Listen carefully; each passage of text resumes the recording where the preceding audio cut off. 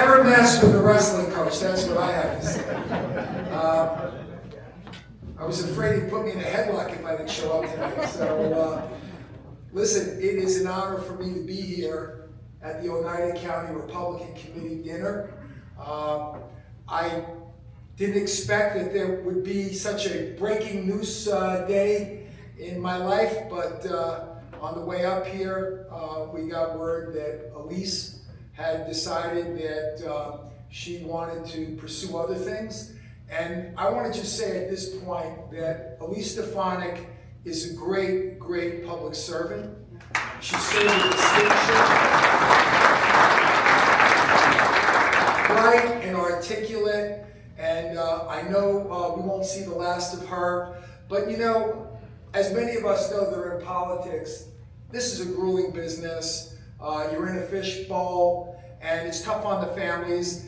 And I can certainly understand Elise and her decision to spend more time with her young child and her family. And I wish her the best. May God bless her and her family. And again, thank you, Elise, for all your amazing service to the people of your whole congressional district, but all of America. So thank you very much. So there are a lot of distinguished people here. Everybody here in the room is a VIP, but I did want to make mention, first of all, I have to thank Ken for the invitation. Again, we didn't know each other that well. He said to me, I know you probably got a lot of things going on. What do you got going on Friday night? And I said, well, I'm supposed to be booked for CNN. He said, you know, I have our county dinner. I said, I'll go to your county dinner. So it's good to be with you all, and thank you so much for the kind and generous invitation to be with all of you good Republicans and conservatives here. I also want to thank Liz Joy. We met each other less than a month ago at the War Room in Albany, and thank you for your leadership. And Trisha Turner, thank you. You were so gracious to me to invite me into your home, and you throw some kind of party, I gotta tell you that. Do I get an invite back? Of course. Okay, well thank you, Tricia. And I also want to thank someone who's not here today, Jerica Manning, who does such a great job as the county chair up in Clinton County. Chris Kendall, the regional chairman for the New York State Conservative Party, our great partners, thank you so much. And James Smith, the Hartford County GOP treasurer. Michael Henry, running for Attorney General. Joe Hernandez, Governor Gubernatorial. Steve County Executive Mary Finnegan, Oneida County Clerk, Glenn Hopsinger, Mayor of White Squirrel Village, we met earlier today, thank you. Todd Hood, Sheriff of Madison County, Assemblyman Robert Smolin, where is he? Assemblyman Ken Blankenbush, thank you. Assemblyman Brian Miller, Assemblyman John Lamondes, my good friend from Brooke County, the chairman there, Benji Fetterman. Benji, thank you so much. Heather Swindler from the Federation of Women, she's the president. Thank you, Federation of Republican Women.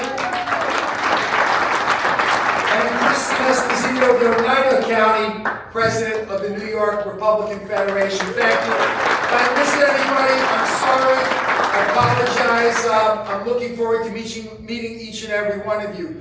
So let me first say that the reason I'm running for governor is because as I travel around the state, people are basically miserable with the leadership of Kathy Hochul. People are fed up with the high taxes, the overregulation, the fact that she has spent $4.3 billion of our hard-earned taxpayer dollars on illegal migrants who've been here for 15 minutes.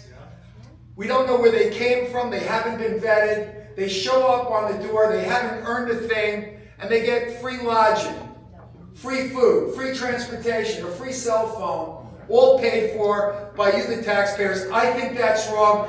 As governor, I will end that on day one. We will not be a sanctuary state. When we go places throughout the state of New York, and I've been to every part of the state many, many times, but recently I've talked to people. They talk about wanting to be safe in their communities. They want a governor that backs the blue, a governor that stands up for law enforcement, a governor that won't fight with corrections officers who protect our communities each and every day. And I will be that governor. They want a governor that will make people happy again, create jobs, economic prosperity, make sure that our kids will want to stay in New York State so we can see our grandchildren and not have to visit them in some other state. They want somebody who has an experience in creating jobs and economic development. In my county, our poverty rate is the lowest in New York State. It's 5%. The state poverty rate is 15%. We've got too many people in the state who are craving for a chance to provide for their families a better way of life. And that means putting more money in their pockets. So that's what I did as the chief executive of a county larger than 8 or 10 states. Some say it's larger than 8 states, some say it's larger than 10 states. But we had a $4.3 billion budget that I managed over the last 4 years. And you know what? We got 7 bond upgrades, and I didn't raise taxes 1 penny in 4 years. As a matter of fact, my predecessor wanted a $150 million tax increase, and one of the first things I did when I got into office, I said, wait a second. I said, people can't afford that, so I canceled that. And yet we still got 7 bond upgrades from Wall Street because they like the way that we treat government like a business. I treat government like I'm spending your tax dollars, so they have to be spent wisely.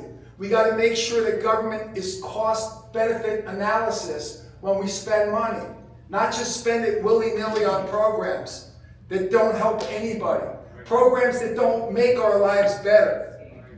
So these are some of the things that we did in Nassau County, and we can replicate it here in the state. Think about this. My county is a mirror image of New York State. Demographically, it's almost the same. And yet, with a county of 110,000 more registered Democrats, we won this year by 36,000 votes. It was a landslide. We were one of the few Republican victories in the whole country. And it's because of the principles that I just articulated to you. That we need to create jobs. We need economic development. We need to lower taxes. We've got to get government off the backs of small businesses. And we've got to continue to manage government efficiently, and we have to cut taxes. We are the most overtaxed state in all of America. And we get nothing in return but unhappiness and misery for our families. So again, as I travel around the state, I'm going to talk about my record. Because I've been a chief executive, I know how to get it done. I've been in the private sector and I've been in the public sector. And I know what works and what doesn't work. And clearly, what Kathy Hochul is doing in this state doesn't work. Everybody is miserable, they're unhappy, they want leadership. They want somebody who will help their families. Because let's face it, we all had the same story growing up. Our parents and grandparents wanted a better life for us. They worked hard. They sacrificed for us. Now it's up to us to make sure that we provide a better life for our kids and our grandkids. So, I stand shoulder to shoulder with President Trump. I didn't run away from President Trump.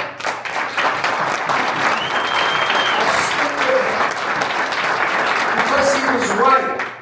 And I stood with him and said that we were going to continue the policies of President Trump.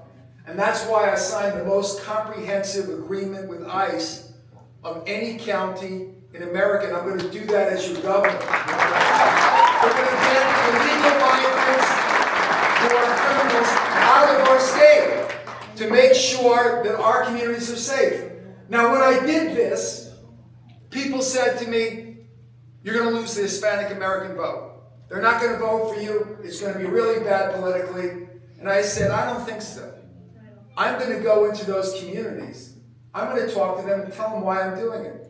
And I went into the Hispanic and Latino communities, and I said to them, I'm doing this to keep your community safe. I'm doing this because I don't want your kids being given false information about the wonderful life of being in a gang. Being in a gang is the worst thing that can happen to your kids.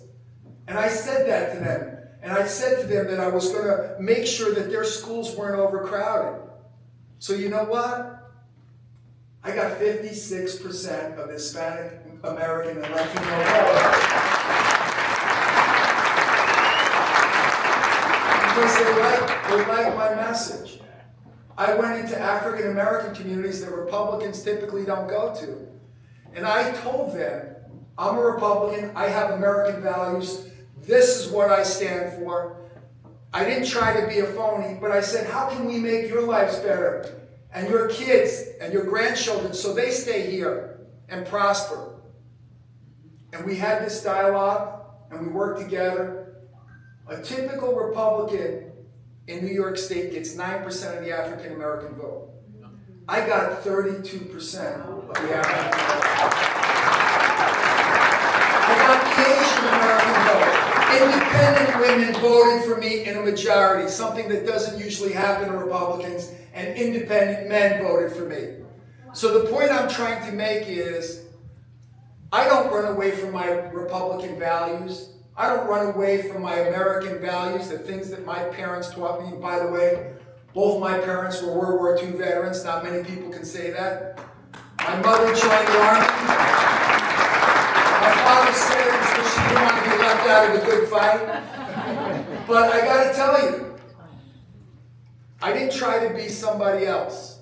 I didn't say one thing in one community and another in another. I stood by my American values, but I also listened to people in other communities that Republicans typically don't go and try to get their vote and try to get their support. And I found common ground. I found ways to help them and their kids so that they would have a better life.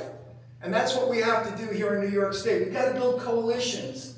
We can't run as a candidate for governor or controller or attorney general just on getting Republican votes or conservative party votes. We've got to appeal to independent women. We've got to appeal to independent men. We've got to appeal to common sense crossover Democrats who are unhappy with their party. And that's what I'm going to do as your candidate. And that's what I'm going to do when I become governor. I want to be a strong governor that protects you and your families and makes sure that you have a better way of life. So in conclusion, I just want to say to each and every one of you, I got a call about 2 hours ago from the president. And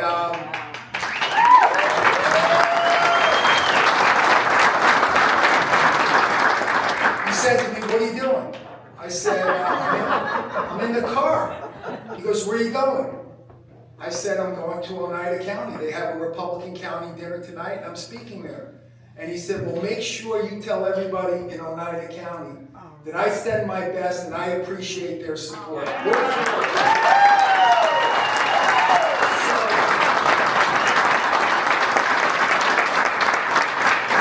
It's been a real honor to meet you. It's been an honor to be invited to speak before your county committee dinner. And I want to say to each and every one of you, a Merry Christmas, a Happy Hanukkah. May God bless you all, and may God bless the United States of America.